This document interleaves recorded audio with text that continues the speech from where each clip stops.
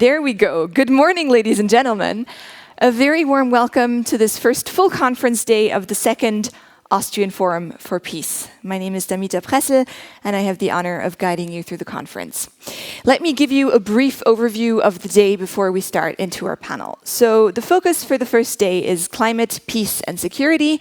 And as you can see, we have a panel lined up on how to put the climate, peace, and security nexus into practice, after which we have several workshops planned. They'll be running in parallel from 11 to 12:30 and from 2 to 5 with a lunch break in between. You should already know which workshop, if any, you will be participating in. If you are unsure, please speak to the nice people at the registration office. And if you're uncertain regarding the room, you will find plans to guide you just outside this room right here. Lunch will be served in the courtyard at 12:30. This is irrespective of the workshop you're attending, so please grab some lunch at 12:30.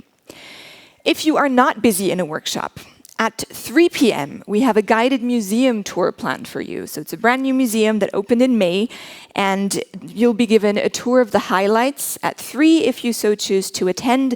The meeting point is at the museum shop, and there's a variety of exhibitions, one of which focuses on this place that we're in, Stadtschleining, and its role in peace building over the years. So if that's something you're interested in and you are not busy at a workshop, then we invite you to join us at 3.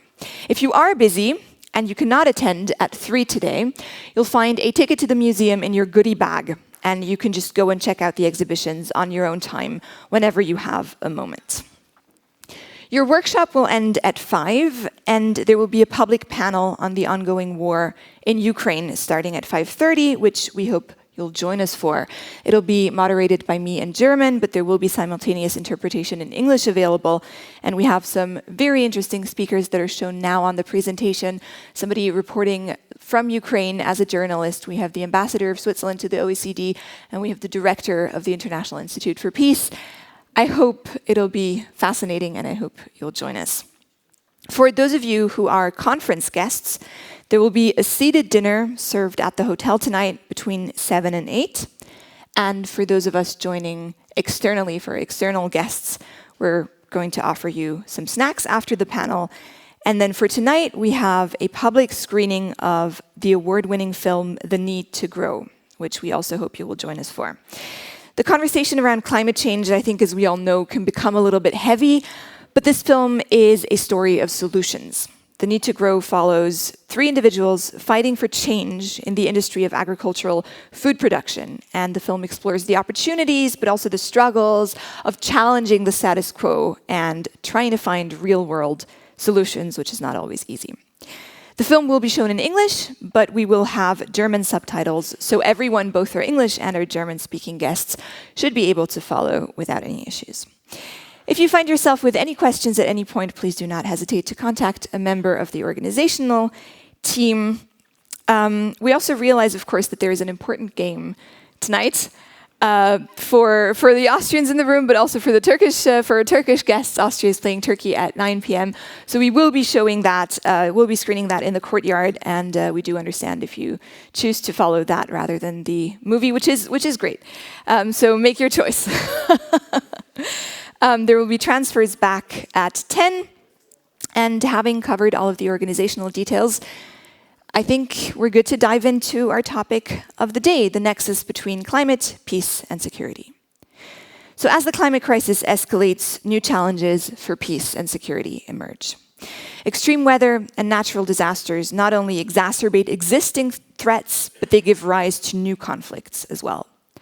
And as such, this nexus between climate, peace, and security is now a focus of international frameworks and policies. Are these frameworks translated into action? How do affected communities experience the implementation? And how do we connect peace building with climate justice? And how can different actors contribute to this? All of those questions are the ones that we're going to aim to cover in our next panel. And to guide you through, I'm very pleased to introduce your moderator. She is the president of the Global Forum on Sustainable Energy, and she is also a board member of the Austrian Center for Peace. Irene Gina-Reichel, please do take over. Thank you very much. Thank you very much, dear Damita, for this introduction.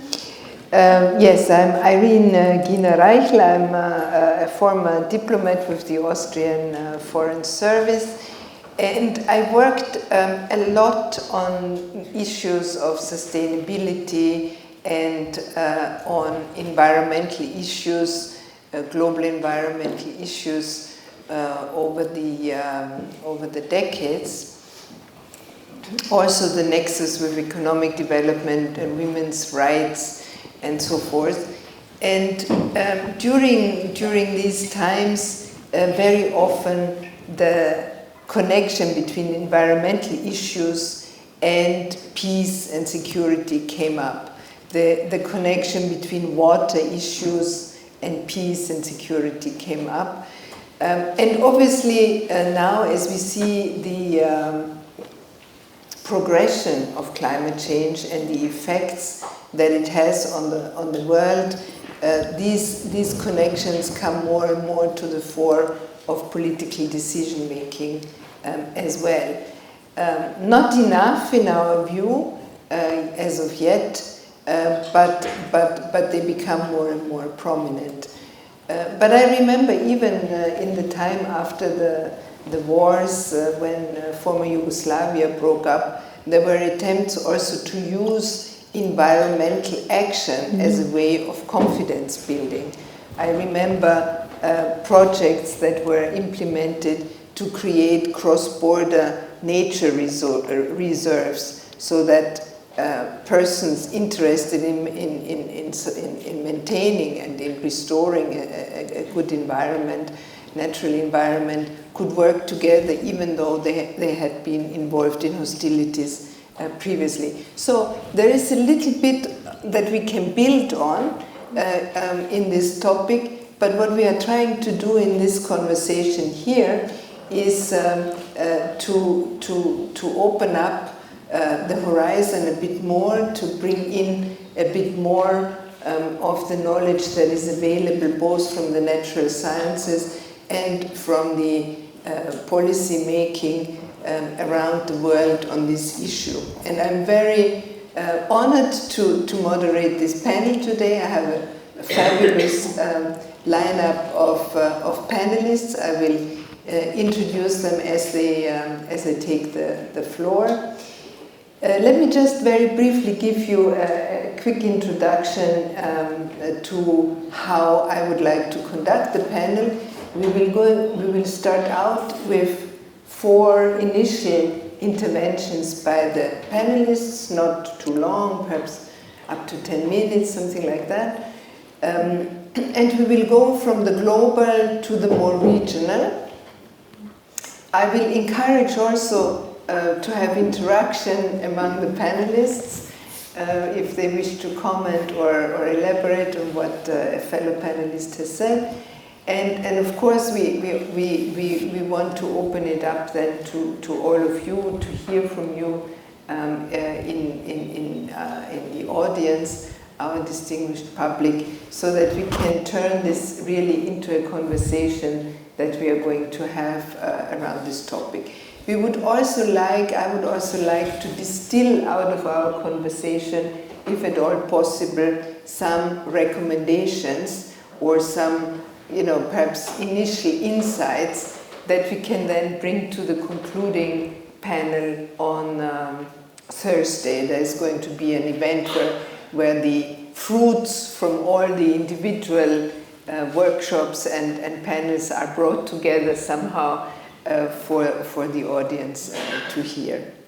So without further ado, I would like to ask Professor Lučka Kajfes-Bogataj from the University of Ljubljana and a member of the UN panel on climate change.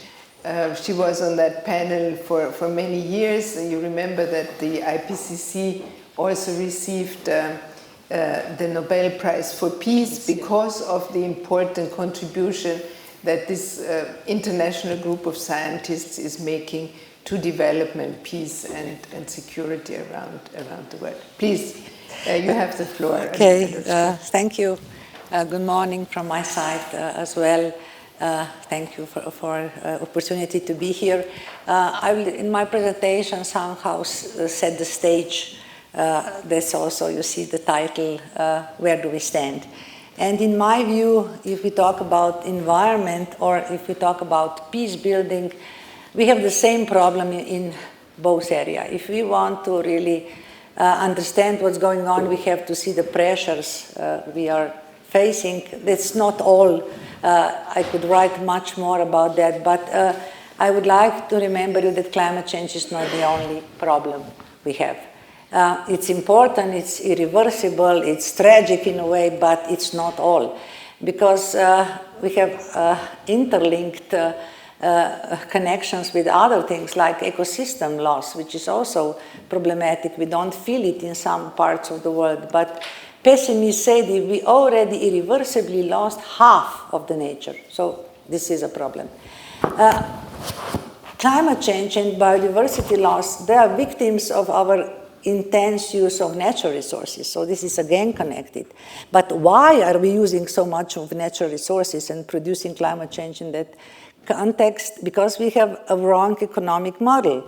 We have model of growth, but this planet does not grow. That is the problem.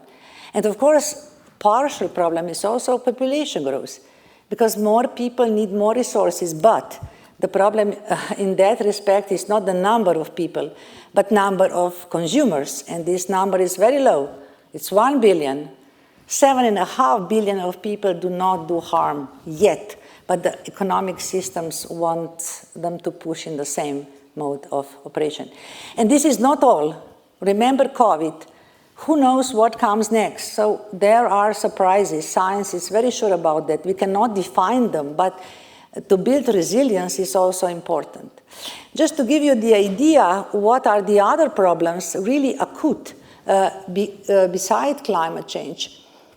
You can, of course, read it yourself. Last September, there was a very comprehensive piece of science, if I may say so, a paper showing that only in 20 years, or even less than 20 years, we actually exceeded the capacity of this planet to neutralize our behavior.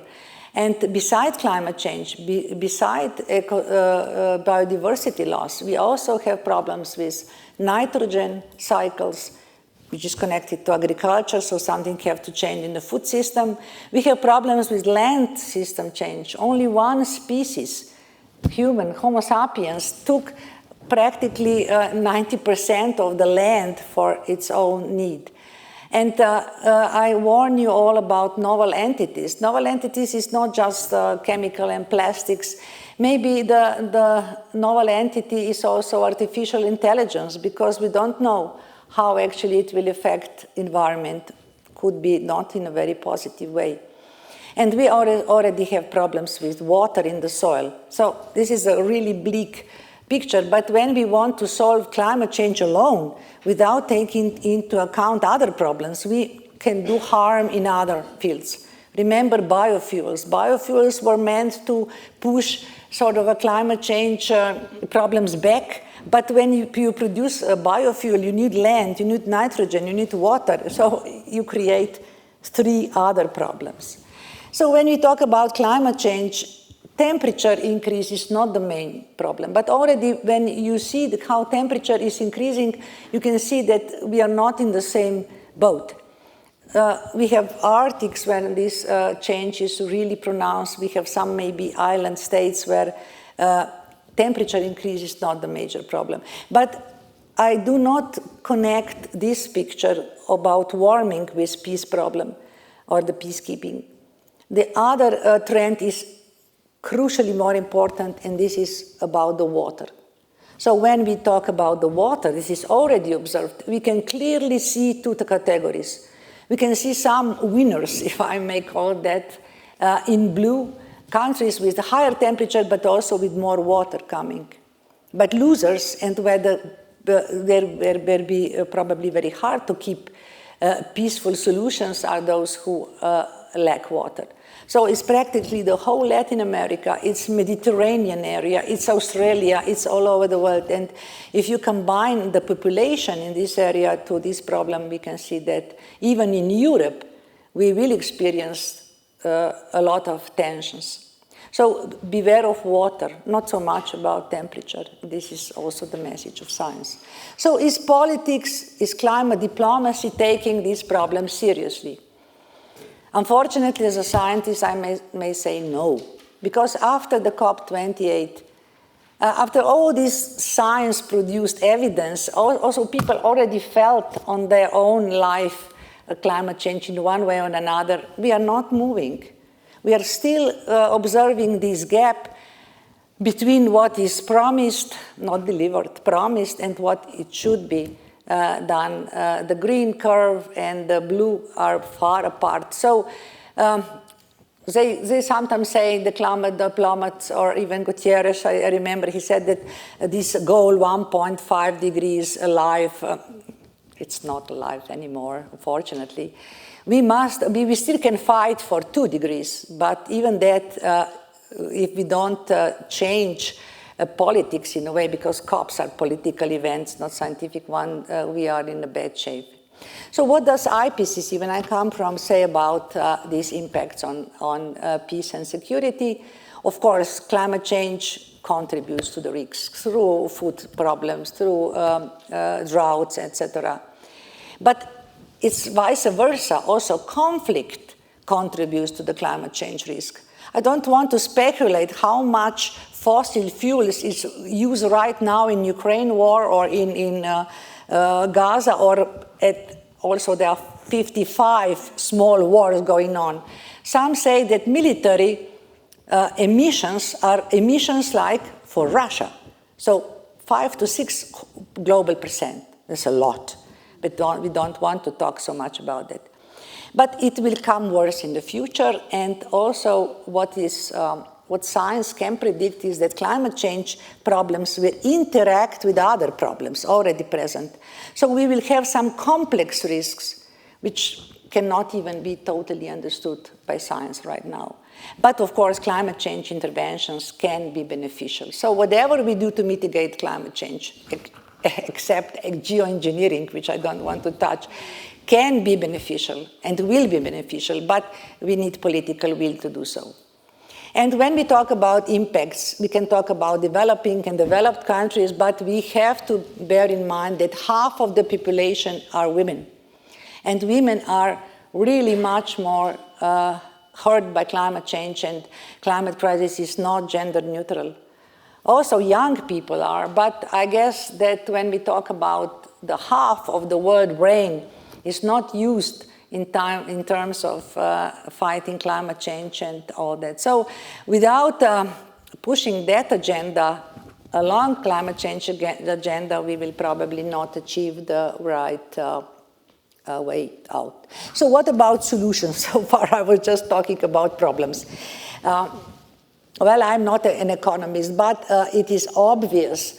This is the elephant in the room, that economic model is the root cause of ecological problems, but probably also the social problem. It does not work in 21st century to grow 2%, 5%, or even more percent per year. On the planet, we just not grow. So there are about 55, at least, models of different sort. I just point out 4 here. Because degrowth is the model, it's not a model, it's an umbrella of models that we can really maintain probably the same level of livelihood, but with much less pressures on environment and in terms of the peace building as well. We can choose post-growth, which is another model, which is maybe more transitional model. In Europe, we chose the green growth model, which is, in my view, not the best one, because still implies growth. But, and this is a bit illusional, that we can economically grow without any more intervention into the nature. Theoretically, yes, but in practice, it does not go. And there's also donut economics, which I personally like a lot. You can read about that, you can learn about that, you can try to put that in practice in one way or another. Another initiative, which is very concrete, and you can also learn about it, is the initiative of Club of Rome. And then this initiative actually has 5 goals: what to change, how to change, of course, quickly. We don't have much time. But actually, they are around the same ideas other researchers have. So what are these 5 areas? Of course, we need energy transition. That is probably clear. But we can do it slowly, or we can jump because we don't have much time. So we can start with the taxes, carbon tax, but we should end up with the new forms of energy and especially new forms of storage. Food is a problem. We are not all consumers, we can live sustainable, but each of us has to eat 5 times, 3 times a day. So food is something that is clearly a problem regarding water. And in the center, probably, of this action is not just food wastage, this can be done now, but also how to change animal proteins to alternative proteins. Poverty. Without inequality, with inequality, we cannot change much. Why? Because I say very bluntly to my students, the majority of poor people cannot change anything. The minority of rich people, they don't want to change anything. Why should they? They have planet B. Oh no, they have island B. So it is important. Also family. Family is not just women, it's not just gender issues. I guess we have to frame it in the terms of family, because women are a part, or maybe the most important part of the family. So there are alternatives. And my last intervention, or my last thought is maybe not politically correct, but all these transitions, they need money, they need financial support. So where should we get the money? Probably demilitarization is the key. We have to talk about demilitarization if we talk about peace. We cannot have both, I guess. And there's plenty of money there, but not just money. I mentioned pollution, I mentioned tension. So degrowth, demilitarization, and more role to the women, that would be my vision for this future transition. So this will be my side. Thank you.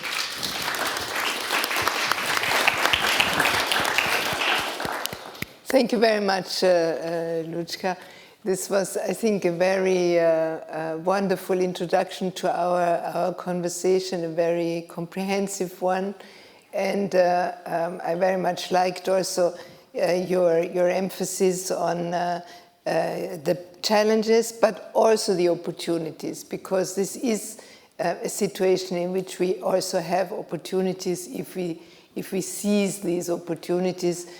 Technologies can be tools to moving our societies in directions that are more equal and at the same time more future-proof, in my view. Now, in international relations for a long time, environmental issues, developmental issues were kept quite neatly separate from political issues or security issues. This has to do with the setup in the United Nations, but it also has to do with the interests that underpin the different areas and actions. As of late, there has been a gradual coming together of some of these issues that have been kept separate for a long while. And increasingly, we understand that we need to come out of our silos and work across sectoral specializations and these political divides. So let me turn now to Alexandra Fong, Chief for Policy and Guidance at the United Nations Department of Political and Peacebuilding Affairs. Welcome, Alexandra, and please share with us a little bit what your department and what the UN, in a wider sense, has been trying to do in the last few years to address the topic that we have before us.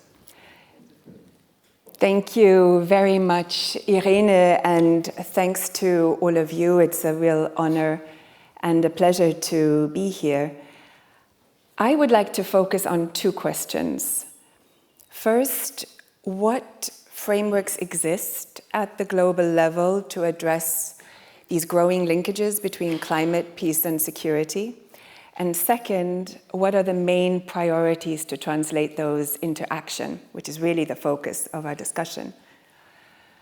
The Secretary General has called the climate emergency a danger to peace. And this danger, of course, is not new. Countries from the Pacific have raised alarm over this at the UN a decade and a half ago.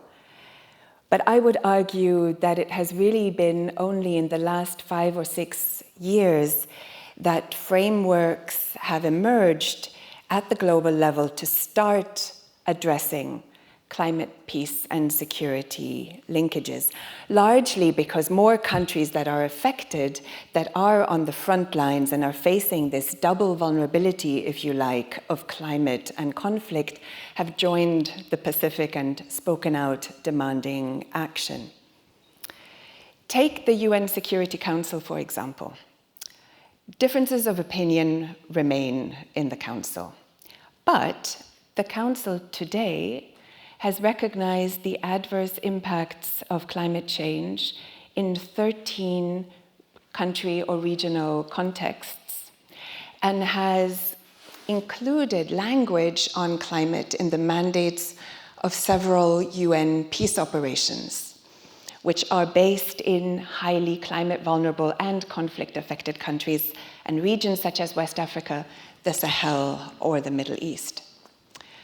Beyond the Security Council in New York, there is a group of friends on climate security, which had 12 members in 2018, and now counts 70 member states, 70, from all continents.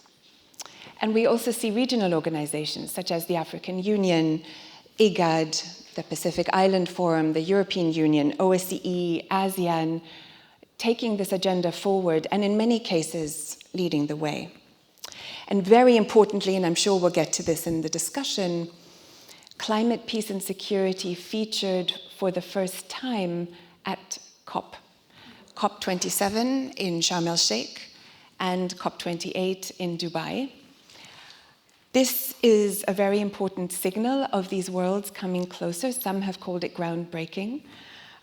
Even as climate, peace, and security is still very much outside the formal negotiation track at COP. At the UN, we have set up a kind of new partnership called the Climate Security Mechanism, which is a sort of multidisciplinary effort because it brings together my department, the Department of Peace Operations, UNDP, Development, and the UN Environment Programme in an effort to really bring different parts of the House together to address this very cross-cutting challenge of climate, peace, and security, to try and break out of the silos that you mentioned, Irene. And here we work with partners within the UN. The humanitarians are increasingly engaged, but also our human rights colleagues, our disaster risk reduction colleagues. It pretty much touches now on the mandates of the whole UN family. So we work with them, but also with partners beyond civil society and international researchers without whom we couldn't do this work.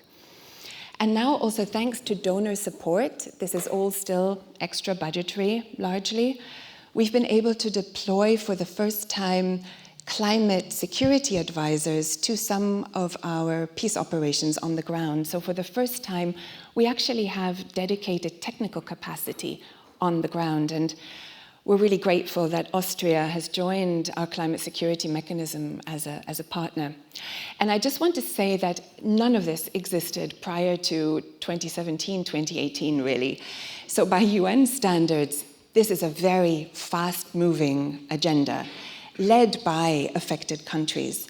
And we now have frameworks, greater awareness, and I would say a better framing of the issue towards a shared vocabulary of climate, peace, and security, which, as you said, Irene and Luchka, really also accentuates the opportunities for cooperation, not just the sort of doom and gloom and the focus on risks.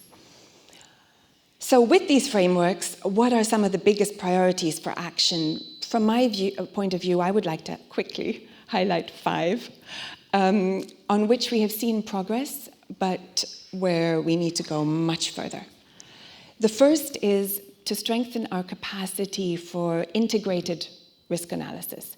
And this is because climate stressors interact with other factors, socioeconomic, demographic, political, in really complex, non-linear ways. If you look at the Lake Chad Basin, for instance, you see how a web of environmental degradation, economic marginalization, and tensions between communities has eroded resilience of 45 million people, creating a multidimensional crisis. And successful prevention and response strategies really depend on a much more granular understanding of the context, and we really need to invest in this. And of course, this analysis has to be gender informed. We know the heightened risks faced by women on climate risk, but also we know that women bring vital knowledge and environmental management skills to the table. Second priority, to build up the global evidence base. It's really data, data, data. Data is particularly scarce for conflict-affected, climate-vulnerable countries. We just don't have the data. And we need to deploy more innovative technologies to get this data. And I'm really pleased that tomorrow there's going to be the session on peace, tech, and data. I think this is a call to the research community, but also to tech-savvy young people, students that are rising and want to be engaged in this work. We need to build coalitions. We're trying to do this. In the Horn of Africa, for instance, the Secretary General Special Envoy has created the first ever UN Climate, Peace and Security Hub, which supports IGAD's new climate security coordination mechanism. So the two are working in partnership. And building up the evidence of what these risks look like in the region is key to this work. So a regional scoping study has just been completed. Also in the works is a mapping of potential solutions and of climate, conflict, and migration hotspots in the region. So an attempt to build up the evidence base and fill the libraries. Third priority, incorporate climate and environmental dimensions in good offices, preventive diplomacy, and mediation. This is difficult, but mediators today increasingly have to navigate the implications of climate change for peace. In West Africa and the Sahel, for example, where climate stressors have led to increasingly deadly clashes between herders and farmers, the UN is working with ECOWAS, member states, civil society, on good practices for conflict prevention and dispute resolution between communities that really try to factor in climate trends, promote inclusivity, and strengthen consultation. Fourth priority, to do the reverse, namely to integrate a conflict sensitivity lens in climate action and climate adaptation. This is important to avoid maladaptation, which can inadvertently increase conflict risks. And fifth, and that's my last one, I promise, is to really invest, and I think this will speak to many of you, in climate-sensitive peace building. The Secretary General has said repeatedly, including in his new Agenda for Peace, that climate action and peace building can and should reinforce each other. For this, of course, we need a breakthrough on climate adaptation and resilience, and we need greater flows of climate finance to conflict-affected countries, which currently receive only a tiny fraction of international climate finance flows. We are, of course, still far away from a breakthrough, but in the meantime, there are some really interesting, if small-scale projects that show that it is possible to work on climate action, even in those very fragile contexts. The Peacebuilding Fund at the UN, which is our leading instrument for peacebuilding in those fragile contexts, has since 2016 or so invested almost $170 million in environmental peacebuilding projects. And a recent review of this investment points to 3 findings, and I just want to close with those. The first is go local. So local level engagement on environmental peace building may be one of the best areas, still complicated, but one of the most tractable in highly fragile contexts, as that can open up opportunities to address local sources of violence and strengthen local governance despite continuing volatility at the national level. So go local, and yes, this requires a certain risk tolerance. The second is bet on the catalytic effect. So even small investments can serve as a conversation starter or a tugboat, if you will, to draw larger attention and focus of larger donor money to environmental peace building. And a lot can be done to scale small projects and align them better with World Bank and other efforts. And then the third one is go for those co-benefits. Responding to climate change, as we've heard, can create opportunities to build trust, confidence and collaboration across various divides, like women's exclusion or elite capture in local communities. And in Yemen, for instance, a project in 2 governorates helped institutionalize women's role in water user associations, which had a lot of co-benefits because it increased women's participation, it increased peace building, and it improved the management of natural resources. So a lot more needs to be done, but those co-benefits are out there, and we have to show that this can work in order to galvanize the action that we so desperately need. So thank you very much, and I look forward to hearing to my co-panelists, and of course from all of you. Thank you.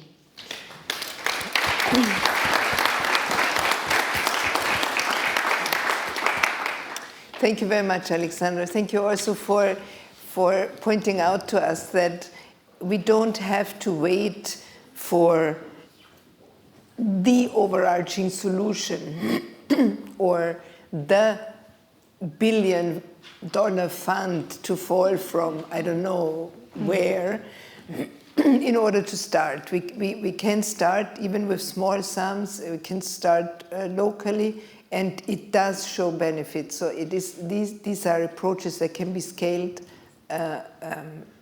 into time. Let me now turn to the more regional situations after we've heard these 2 excellent introductions from a more global perspective. Let me introduce to you Aisha Al-Sarihi. She is coming from Oman, but her work has brought her to Singapore, and she is an associate fellow in the Middle East and North Africa program at Chatham House.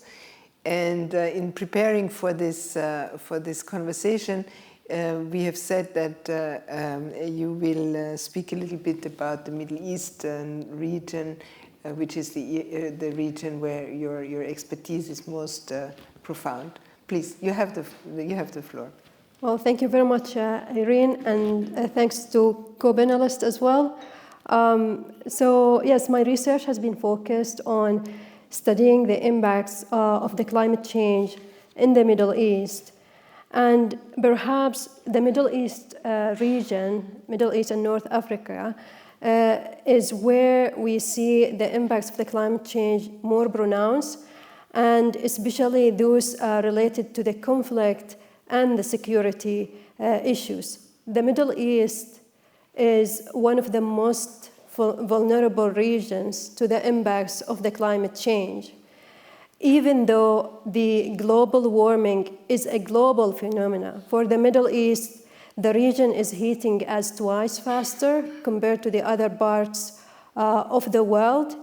Temperature records of 50 degrees Celsius is now becoming a norm. It has been witnessed in different countries in the region, in Kuwait, in UAE, Saudi Arabia, and Iran, and it's becoming more frequent now. Water scarcity is a major challenge for the Middle East and North Africa. For me, coming to Austria and through the bus from the airport to here, you look around and you see water, you see clouds, you see water streams on the sides, green trees, and you can tell like there's water. But if you visit the Middle East, you look around and then you see brown. It is an arid climate environment, and then you ask where the water comes from.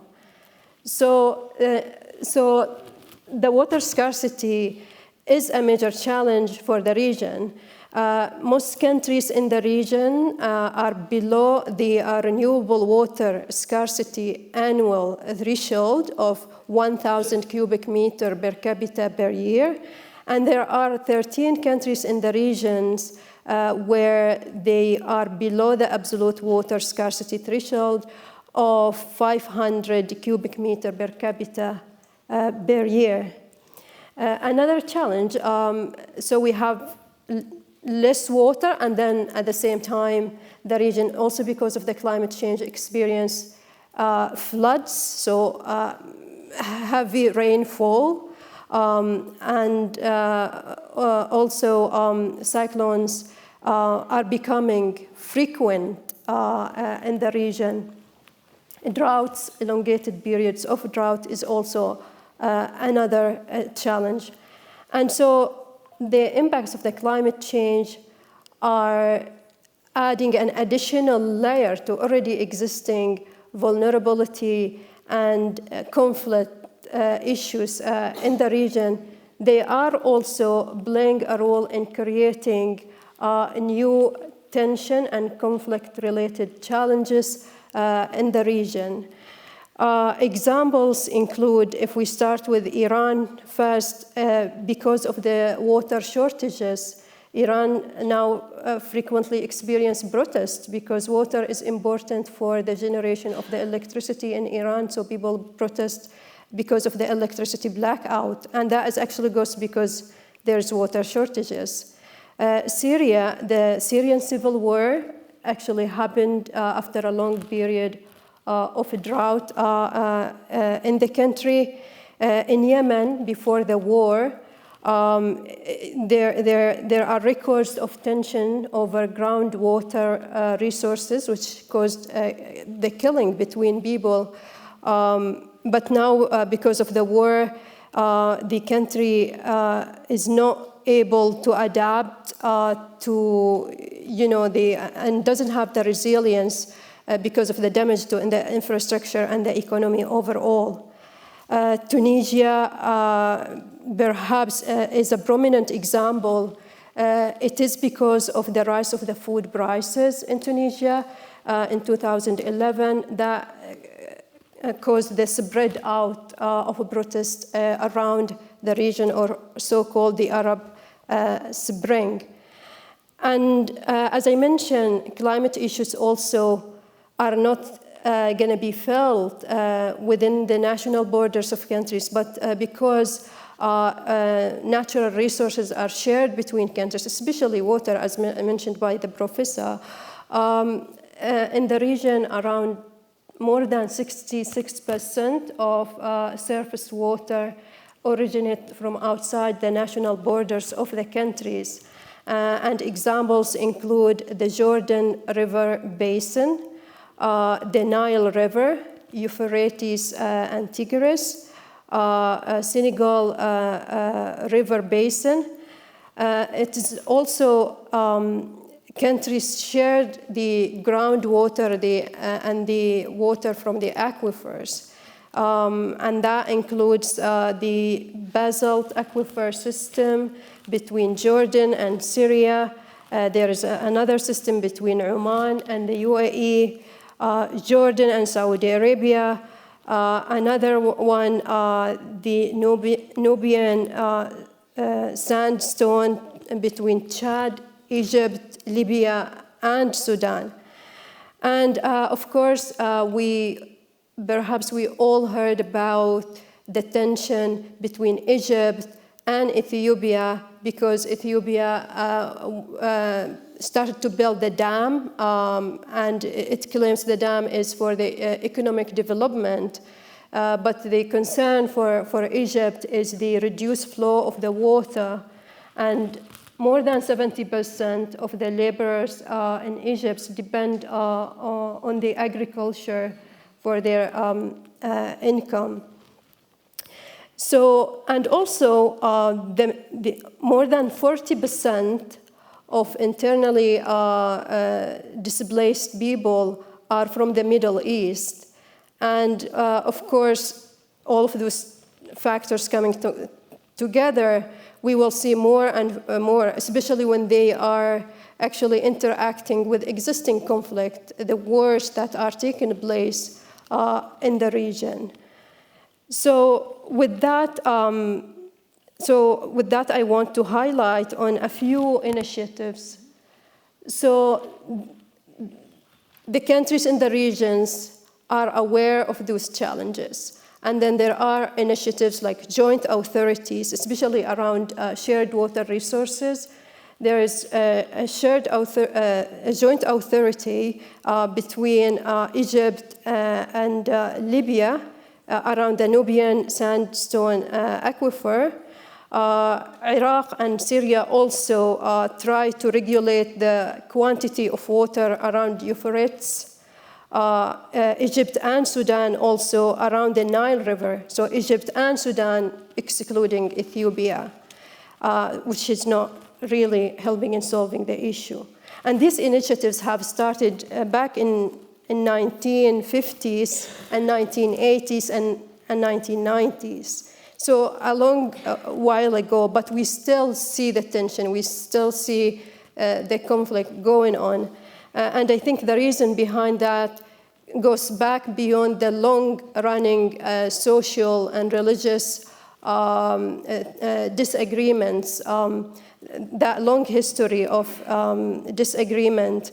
And also these agreements, or the examples that I mentioned, most of them are not designed to capture the basin overall. So not all of the countries around the basin are involved. It is, for example, for the Nile, we have Sudan and Egypt, excluding Ethiopia, where the water actually originates. And then also the matter of trust between countries. Also looking at those initiatives, there are no formal documents and guidance on how the cooperation could happen. Also, what is missing is we don't have a mechanism to look after any kind of dispute that happens. So being in Singapore at the moment, I also look at how the ASEAN countries come together to look after shared natural resources. They have, they have like a kind of mediator. So whenever there's a dispute, they have a channels for discussion. So they put that ahead, like of any kind of consequences that could happen. And then also there are sub-regional climate issues that need sub-regional initiative, and that is lacking. Like, for example, in North Africa, there's missing sub-regional climate initiatives. With that, I will stop here, and I'm happy to take questions from you. Thank you very much. Thank you very much. Thank you very much, dear Aisha. I think you gave us a very good insight into what is happening in a very crucial area for our topic. Professor Lukcha pointed out in her slides how water stressed these regions are, and how obvious the connection there to conflict is. Let me now turn to Mamadou Bodian. Thank you very much, Mamadou, for joining our panel. You literally were asked yesterday at midnight or something like that, because the foreseen fourth a panelist could not travel here for urgent personal reasons. So thank you very much for agreeing to being on this panel. You come to us from Senegal. You are with the University Cheikh Anta Diop in Dakar, and you are also with the SRG, which is a specialized group to study the issue at hand. I'm also very happy that you are with us as a man, because the topic of peace and environment is a topic that concerns humanity. And it's wonderful to have such a strong female panel. So often in conferences, you know, females are underrepresented, but we're very happy to have you with us, with your knowledge and with your perspective from Western Africa. Please share a little bit of what is happening in that region of the world. Thank you so much, Irene, for this introduction, and I'm very delighted to be part of this panel and to share my thoughts on a very, very relevant topic on climate change, peace and security, which is very relevant to the Sahel region, which, as you know, is acting as a natural divider between the Sahara Desert to the north and the tropical savanna to the south, but also spanning from the Atlantic Ocean to the Red Sea. So it's a very huge area which is affected by climate fragilities, but also hazards. But there's something interesting about this region. It's also one of the fast-growing population. It has recorded one of the fast-growing population, with almost 64.5% of the population below the age of 25. So which means that it's a very young population striving to make a living, but also experiencing various sort of pressure to get job, to access to employment, but also access to basic infrastructure. And unfortunately, the economic sector is dominated by agriculture and livestock, with 60% of the population being employed in the agricultural sector, which also contribute to 40% of the GDP in the Sahel region. And rain-fed agriculture is highly susceptible to climate vulnerability and form today the bulk of the economic sector. And of course, this situation leaves the economy vulnerable to climate change. As you know, just to convey some figures from scientists, you know, temperatures are rising 1.5 times faster than the global average. And this also have consequences in terms of intense droughts. And this region having experiencing a series of droughts since the 1970s, which also put the population in a very difficult situation when it's come to getting access to food, but also erratic rainfalls, which also destroy crops and fields, let alone all this struggling livelihood. But it's also the acceleration of land degradation and deforestation, which is now one of the main threats, especially in countries like Mauritania, but also Niger, and today the Central Sahel region, it's kind of Niger, Mali, and Burkina are one of the hotspots where climate and security are being intermingled and creating an ecosystem of violence, which also leave this region vulnerable.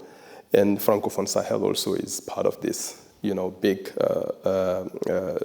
area where all these issues I mentioned earlier are also concentrated and converged. And it is known today for becoming one of the area where food insecurity is threatened. Why? Because agricultural productivity is becoming low, and this also affect commodity raising prices, but also violence over resources, access to resources, and this also have consequences in terms of increasing the number of internally displaced people, because people don't have access to land, you know, water, especially for pastoralists, are becoming water resources are becoming rare, And this also affects patterns of migration, transhumance, and accelerate also tensions between herders and farmers. And I'm going to emphasize this issue of the relationship between climate change, conflict, and how they are connected. Of course, in the Sahel region, we can see how these issues are interconnected. And they manifest themselves into three different ways. One of them being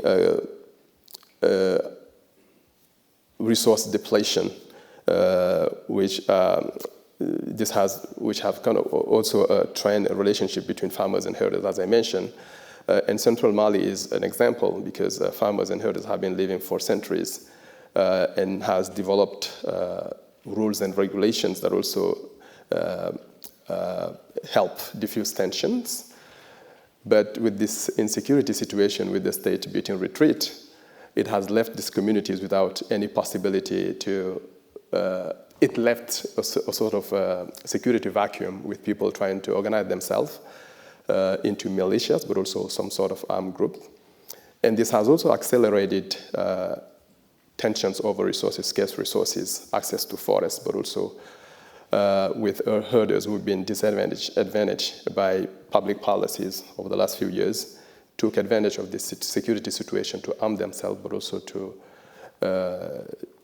enter a kind of conflict with anyone who wants to prevent them from using resources. And it also created a possibility or an opportunity for some Islamic groups. Kufa is known for being one of these leading figures who also come with a powerful narrative that also strengthen the herder community by saying, well, resources belongs to God, so everyone can use them at will. So this resonates among these Fulani, but also herders, people who find themselves empowered. So we can see how this conflict dynamic, but also conflict over resources are being instrumentalized by some groups who try to call for a new authority that also challenge the authority of the state.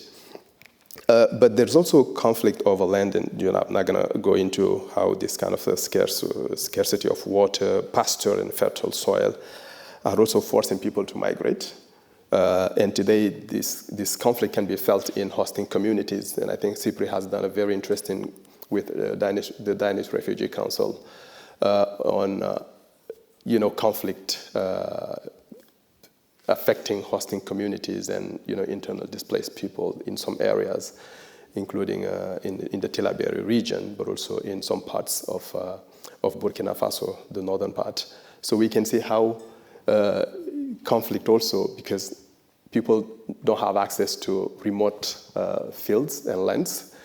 So there is a competition, but also pressure over the remaining fertile lands, which also increase possibilities of tensions. The second thing that I want to emphasize is how climate change also impacts agriculture and the economy as a whole. I'm not talking about the agro-pastoral economy, which is now one of the main sector that is affected by climate. And as you know, it provides cattle is very important for the economy because it provides meat to the market. But it also represents a sort of wealth for some people who don't necessarily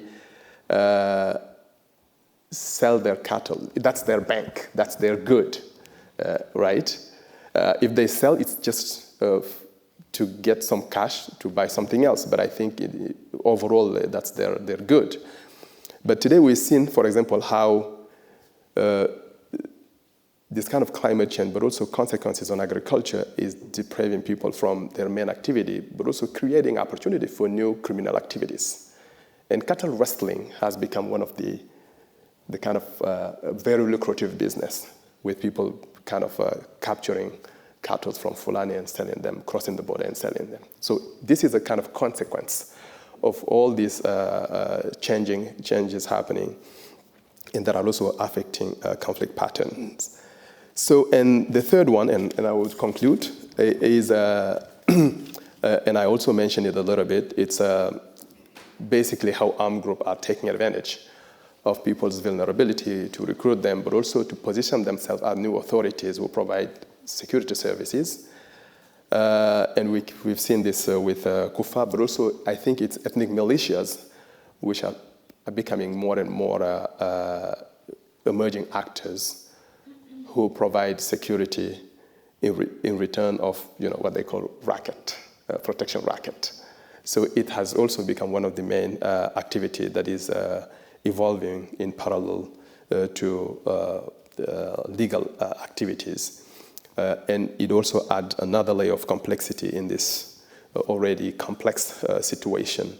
So to conclude, a few recommendations. So I agree with Alexandra that we need to address the structural and local drivers of conflict. So going local is for me very important in a bottom-up approach to tackling these issues of climate can yield very interesting results because people also have developed some resilience, mechanism of resilience that interveners may not necessarily value.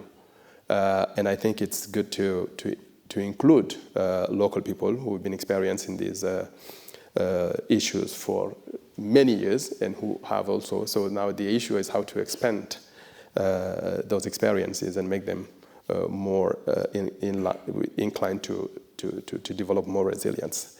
There is another question, maybe I don't know how to answer it, but how to keep funding programs that improve climate adaptation in fragile or conflict-affected areas. That's a big topic. I know that there's been experiences, maybe tapping into all these positive experiences would be very helpful. And the last one is we know that conflict in the Sahel are rooted in political governance, related weaknesses. So how to effectively improve governance to mitigate and prevent climate-related conflict. And I think that's a big issue that also is a responsibility to states in the Sahel region. So this is what I wanted to share as a thought to this topic. And thank you so much. Thank you very much, Hamadou. Thank you very much for your perspective as well. First of all, is there anything that any of the panelists would like to react to in what other panelists have said? Any comments, any questions for clarification that you wish to raise to each other? Maybe one question to Aisha about water scarcity in this area. In your opinion, are there technological solutions to actually try to mitigate this problem, or is it not possible? Because when we talk international aid, this could be idea how to help these countries, but with the technology, is it feasible?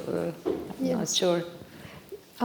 Yes, the region has already moved to use the technology, actually. So the major sources of water, it is either surface water resources or groundwater. So now what happens, there is a growth of population, expansion of industries, overconsumption of the water. And so the groundwater, which used to be the main source of fresh water in the region, now it's kind of like exploited, and because of that exploitation of the water, the sea water is actually intruding, so it is salinated. And of course, climate change increased the rate of evaporation of the water, and then also it combines with the reduced rainfall generally. So yes, so no longer the groundwater is a dominant source of fresh water supply. In the Gulf region, in Oman, where I came from, and Saudi Arabia, the UAE, now the desalination is a major source of fresh water. Now the question is whether this is the desalination is a sustainable pathway of producing water. The current technology is a thermal technology for desalination, which means that it needs fuel to operate the plant for the desalination, and it mainly requires either oil and gas. So, And then the other environmental challenge is the brine water that is also released. Nowadays it goes to the seawater, and that is actually not good for the fisheries and the marine environment. And the Gulf countries actually are aware because it's not only the desalination, it is other sectors which also needs fuel like the oil and gas. So there is an increasing demand domestically, even though these countries are major importers for the oil and gas. So the governments are well aware that there's an issue here.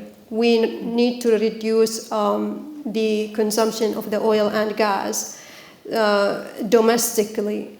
So in the desalination front, now they are trying to move to more efficient technology, which is the reverse osmosis technology. Okay. Oman has started to implement this technology. They are also exploring the opportunity of using renewable energy as a source of energy for water desalination.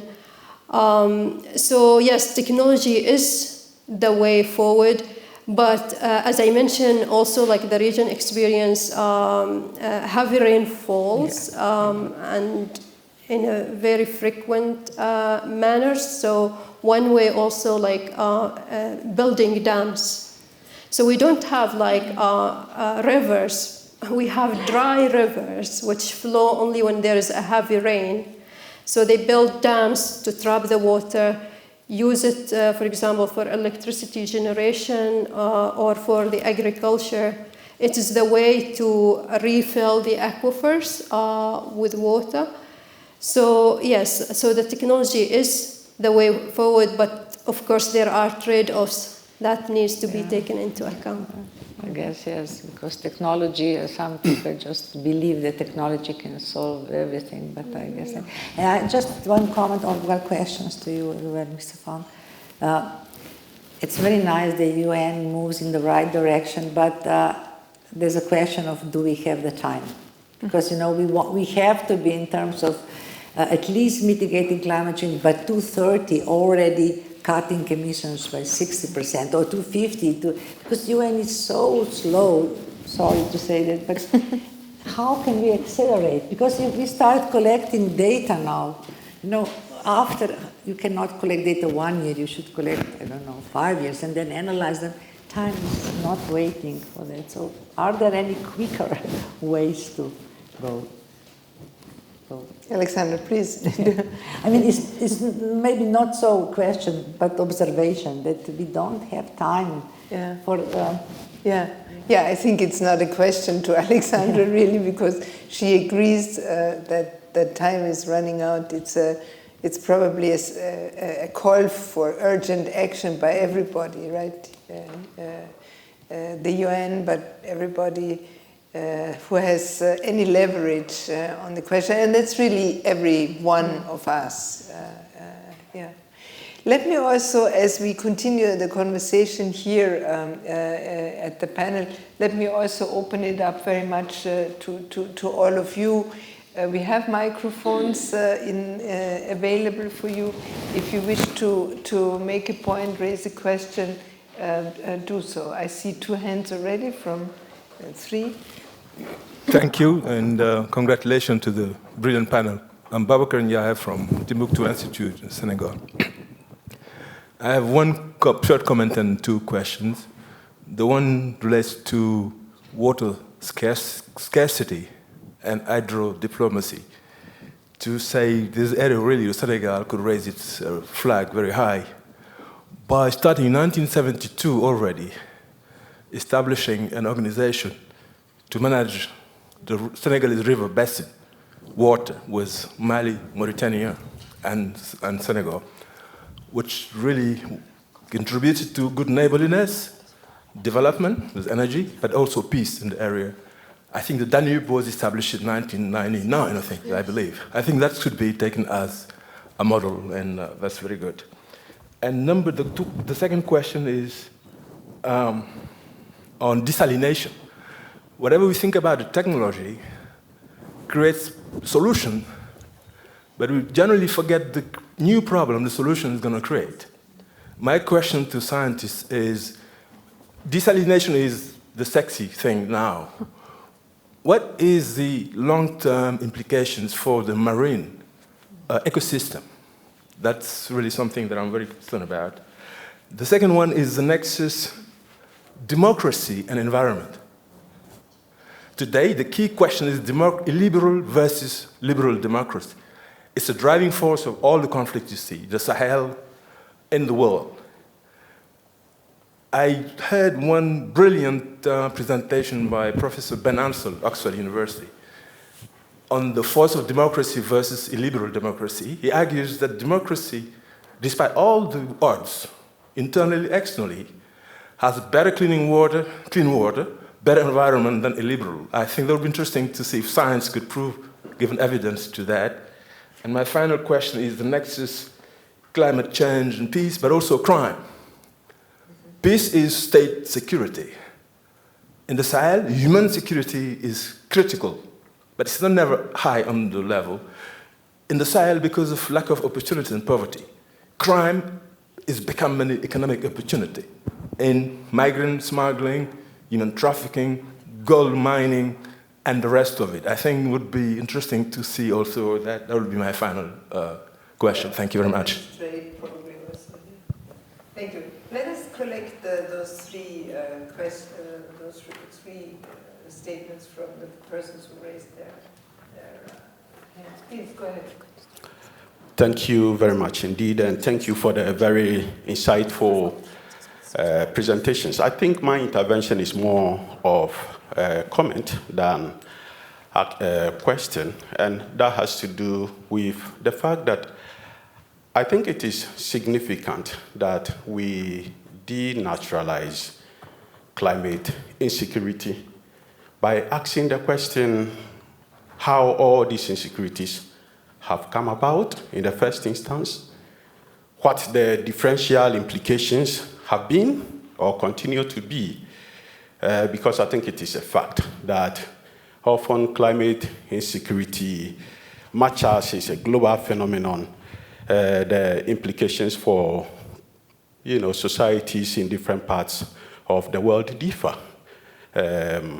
So what has been the differential impact on people? And this question is important because I think we would all recognize the fact that even though countries, particularly in African countries in Africa, have contributed the least to greenhouse emissions, but they continue to bear the brunt of climate insecurities.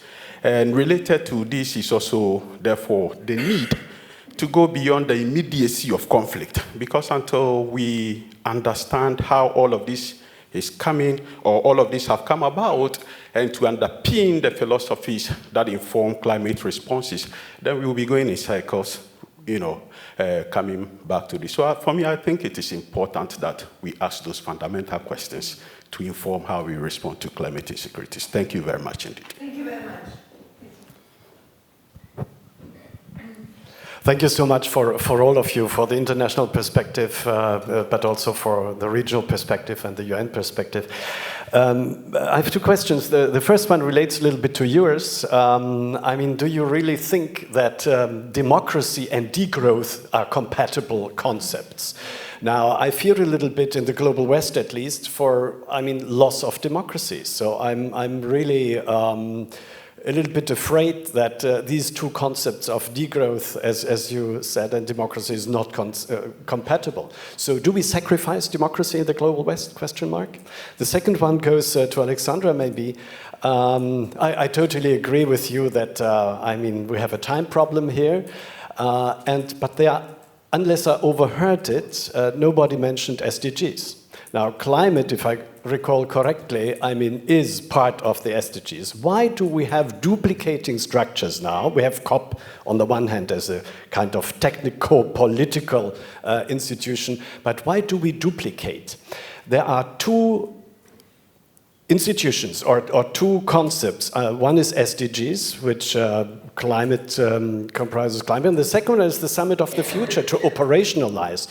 Looking at the last draft of the Summit of the Future document, it's a, menu type, disarmament, whatever, peace, security, climate appears on page, I don't know where, somewhere also. However, yes, why are these instruments not used like Summit of the Future to operationalize, like this conference does, climate, peace and security, if it's so urgent, and then rally the other topics around? Thank you. Thank you. I take the fourth comment. Okay. Angela Kane, I'm a board member of the Austrian Forum for Peace, and I also, like Martin, have spent a lot of time at the UN, so that question already is taken care of, but I have two other questions, very quick. The first is, you haven't talked at all about aquifers, and I think the depletion of the aquifers is really important. I mean, not only the developing world, but everywhere, all over the world. I mean, whether it's in the US or whatever, and that is something like there's no solution that I can see at all as to how this is going to be unless we get more rain. And the other question that I have is the IPC is so respected as a panel. It's a scientific panel. It's never criticized from what I can hear. And I wonder whether it wouldn't be possible for you to also be heard at like the G20, the BRICS, the G7, at these major meetings where I think these voices are absolutely need to be heard, and they're not. And that is something that I find very, very regrettable. And the last point I wanted to make is, what do you think about the lawsuits that are now appearing by young people to basically challenge governments to sort of say, you need to do X, Y, Z, because otherwise we don't have a future? Let me just ask Damita. We started a little late. Can we take a few minutes? You more? have 15 minutes max. 15 minutes max. Excellent. So we have a little time. So let us perhaps take those 4 comments back to the panelists.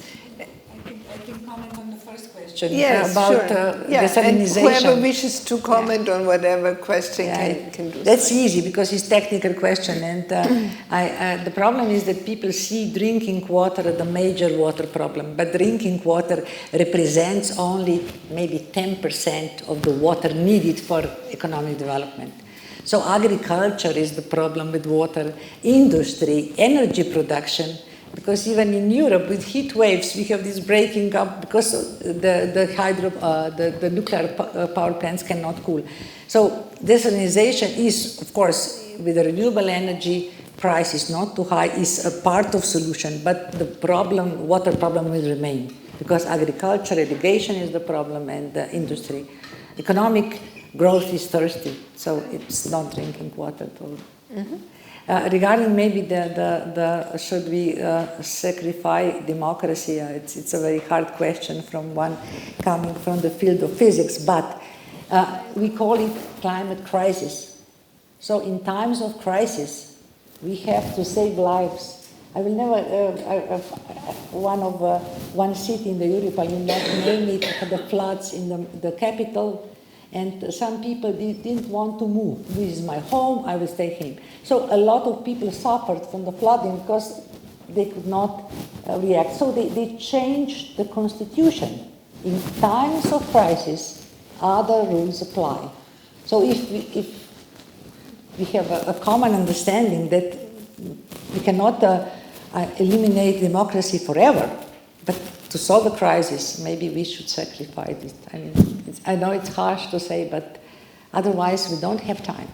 So, yeah, but this connection between environmental issues, climate change as a challenge, and the social fabric of our societies and the social justice issues in our societies, the distribution issues in our societies, I think they are coming to the fore, and they are more and more we understand the interconnectedness better and better, and perhaps if we act also on the social dimension of the climate change challenge, perhaps then we can also increase the buy-in from wider groups of the population for climate action. Because most people act rationally, and we know from a recent poll, for example, in Austria, that the average Austrian understands very well that climate change impacts differently on different groups of society. And, you know, so building on this understanding that is there already, perhaps the integration of the social dimension and the environmental dimension and the conflict prevention dimension could be a way forward as well. But there are other. Please go ahead. Yeah, maybe just to answer the in the same time with this comment also about IPCC role. The problem is that we are trying to establish this process of change since 1992. It was the first report of IPCC showing exactly what is the reality now. So we were not wrong, but you know, it's inconvenient for politicians to hear that. It's inconvenient message. That is why we are heard, you know, but we are not publicly, I should say, put as an I don't know, the prevailing fact. People are running away from truth. This is the problem. And also maybe. If we talk about inequalities, if we talk about things, they were building up since the last Second World War.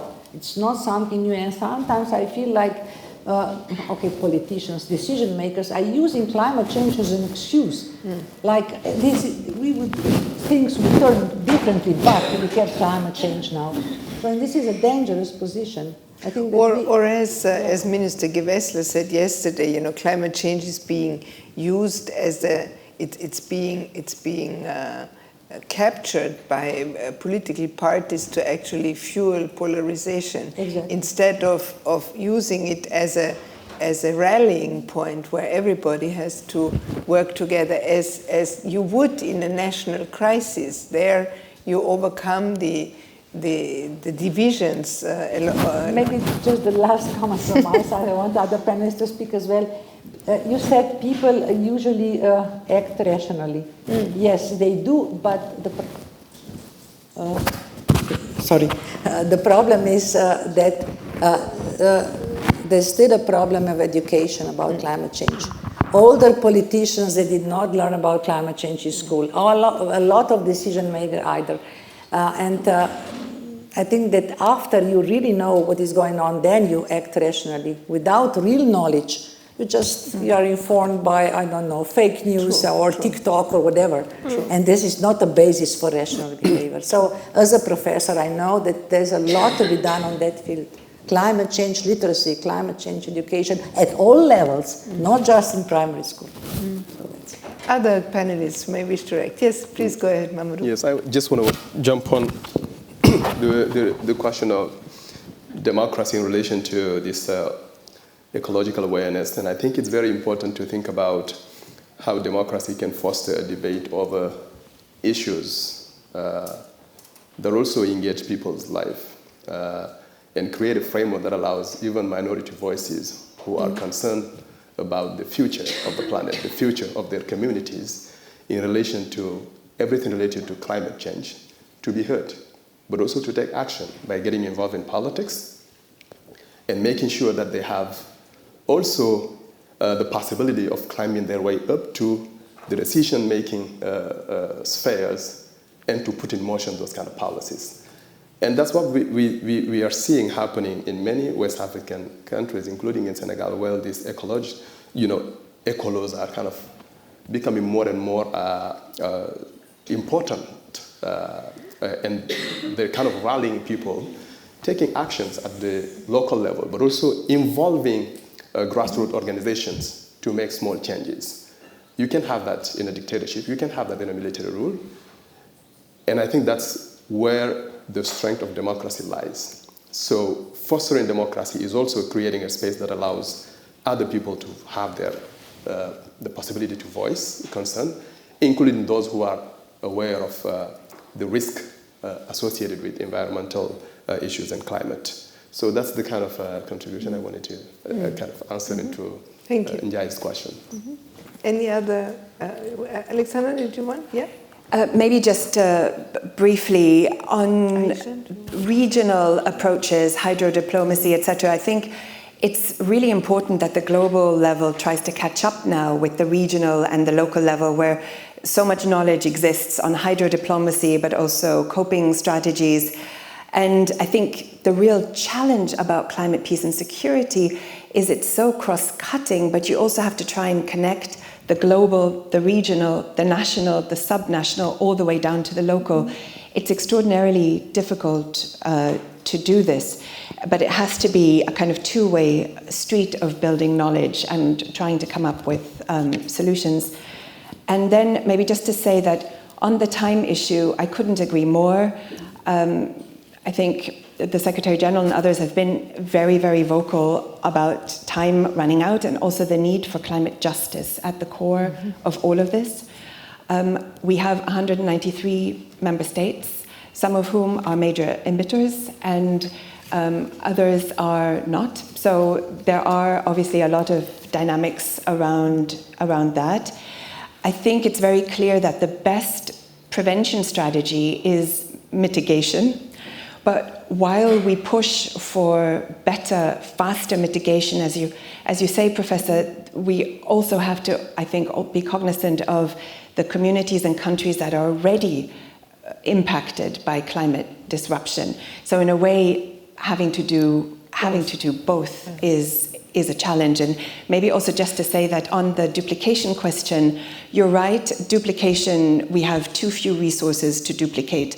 You could look at it a different way also, that it's not so much duplication, hopefully, but if this is the defining challenge of our time, then shouldn't we have every multilateral forum engaged? So whether it's the COP process, whether it's the Security Council, the General Assembly, ECOSOC, part of the SDGs, each with their own comparative advantage to move this forward, ideally avoiding duplication, but somehow breaking out of silos and building connecting tissues. And yes, we are looking forward to the Summit of the Future to really provide impetus to many of these issues. Thank you. I'll take two more. The gentleman here and yeah, go ahead. Go ahead, Maris. And then the gentleman as the concluding. Thank you very much. Mali Stubitz, Land Burgenland, and also in the capacity of a professor for international law. Thank you very much to all the panelists for highly informative and very inspiring contributions. I have two remarks and questions. I would like to continue with Angela's remark when it comes to G20 and other fora on the global level.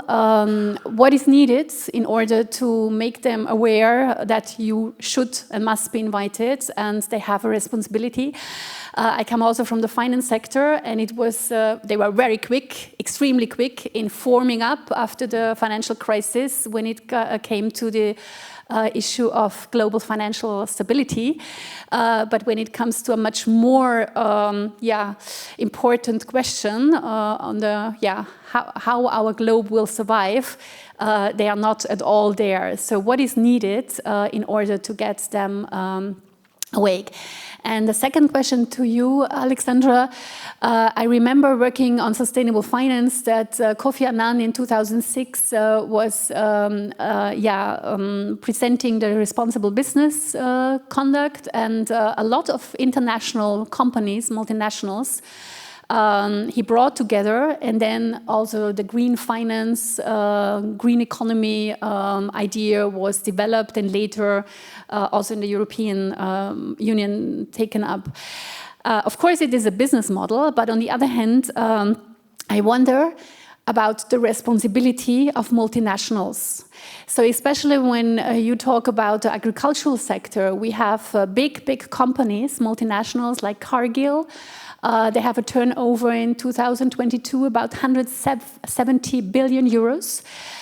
We have a lot of other IT and tech companies worldwide. What is their responsibility? How are they brought into the pipeline? How are they brought on the table? And next to our countries, to politicians, what they have to do in order to fight that challenge. Mm-hmm. Thank you, Maris. And the last comment from the gentleman here. Yeah. Please. Thank you very much. Thank you for all your presentation. And I have just two questions. one for Professor Luca, and the second one for Alexandra. The first, you said in your presentation about the human population growth.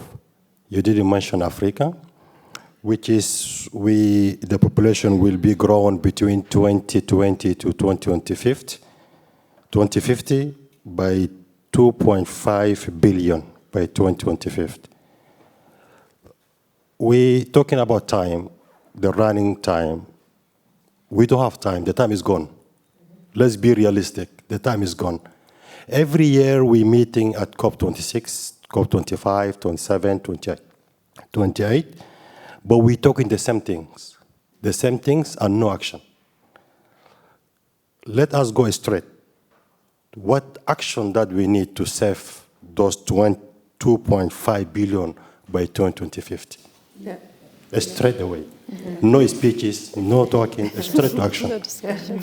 Okay, thank you. Thank you for this. This is the first question. Can I go to the second straight? Quickly, okay. Yeah, because we're running out of time. We think Alexandra saying about the plan of the United Nations, about the global data, technologies, security advisor has been in Africa, and we're seeing like too many money will be invested in many activities, such as climate change, security, and conflict between the herders and farmers.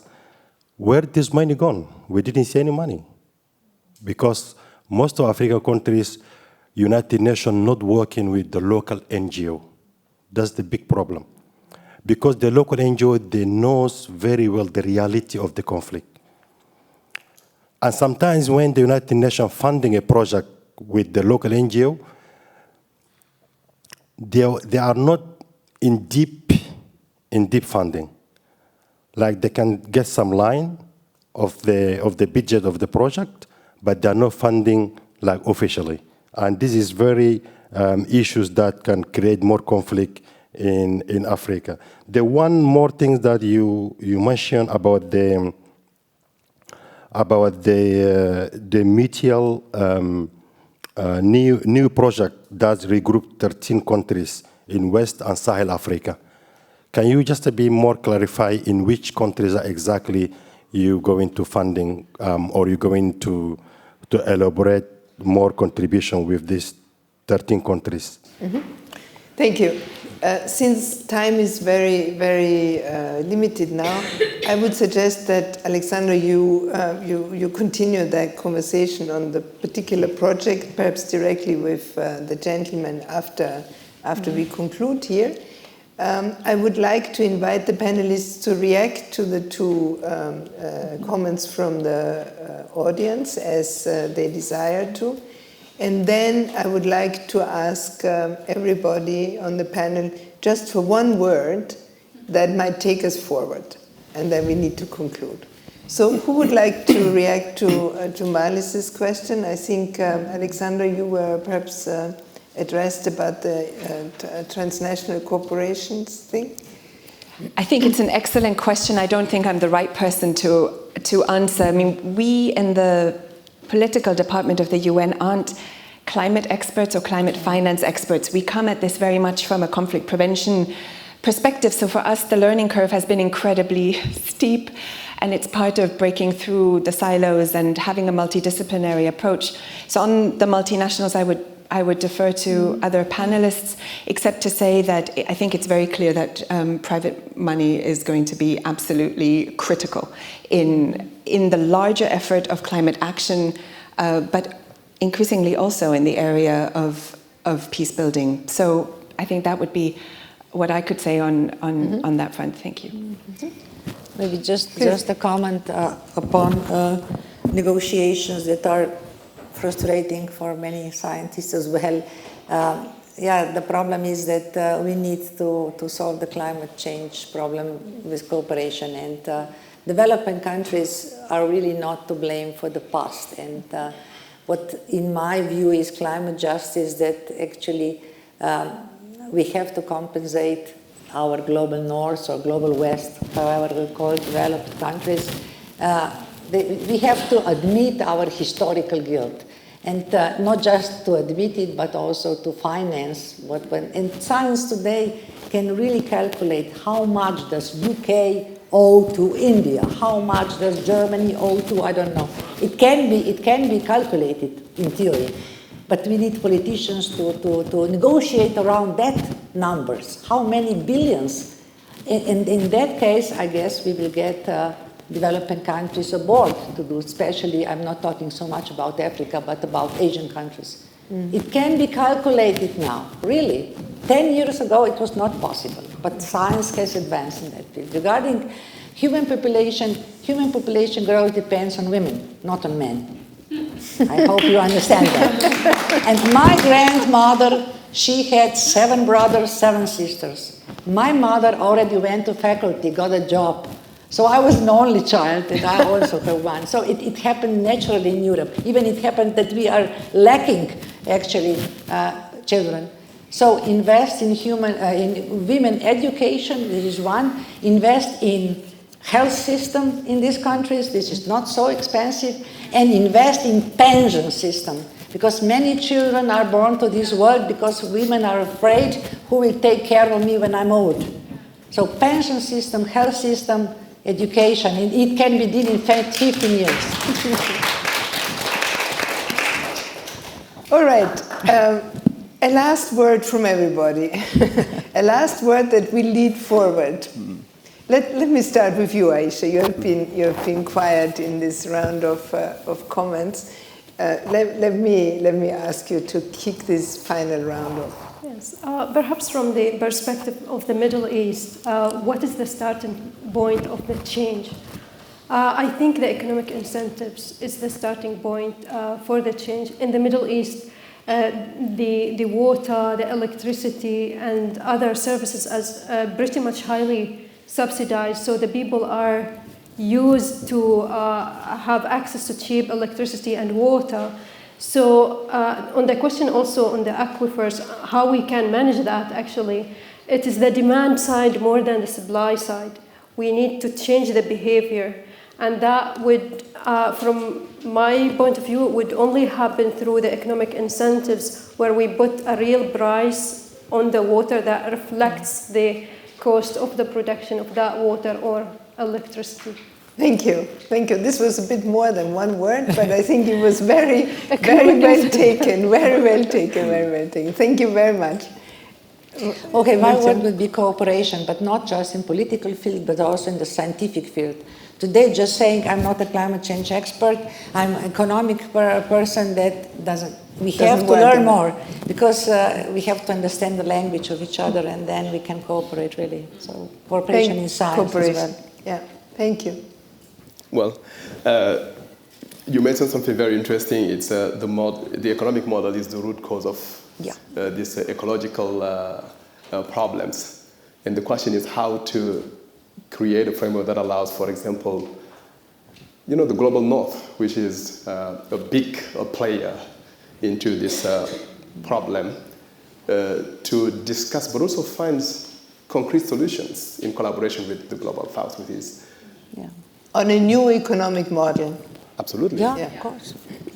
The global south, which is affected by all these problems we're talking about. Yeah. Thank you. Alexander. So, a lot of good words have been taken, and I fully agree. So my fourth would be solidarity. Mm-hmm. Yeah.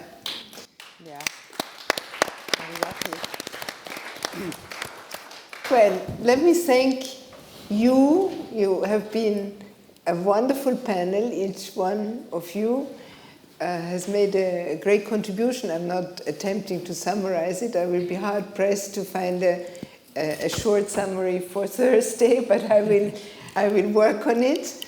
It was a very rich conversation. It's not ending here. It is starting. It will continue through the coffee breaks and the other encounters that you have here. I encourage the interaction of all of you very much. And I also would like to thank you, our distinguished audience. And I close this session. Back to you. Thank you so much, Irene, and thank you also to our speakers for this inspiring panel. A few organizational words. Once again, we are a little late, so the coffee break that Irene just mentioned, I'm afraid I have to take that away from you. Please make your way immediately to the workshop rooms, and coffee will be served there. If you are joining the hackathon, your seminar room is a little bit further away, and you have Nathan Coyle waiting right here to take you there with him, so please find him. Lunch is at 12:30 in the courtyard. Irrespective of your workshop, please make your way to the courtyard at 12:30 so you don't go hungry. And after lunch, the workshops will continue in the rooms they started in. Thank you.